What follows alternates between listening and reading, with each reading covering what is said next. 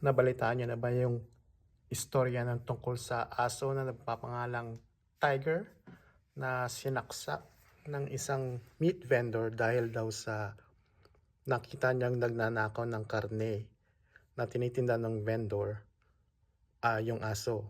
Kaya ang ginawa nung vendor, sinaksak niya ng 2 beses hanggang sa maubusan ng dugo at saka daw lumawa yung mga bituka ng aso. Ayun, namatay. Ah, 2 beses sinaksak hanggang mamatay at, nabalita din na na-rescue pa pero hindi na inabot ng aso yung, sa vet at namatay na lang. Kasalukuyang naka-detain na yata yung, sumaksak na vendor kaya ayun. Eto nga pala yung picture ng aso.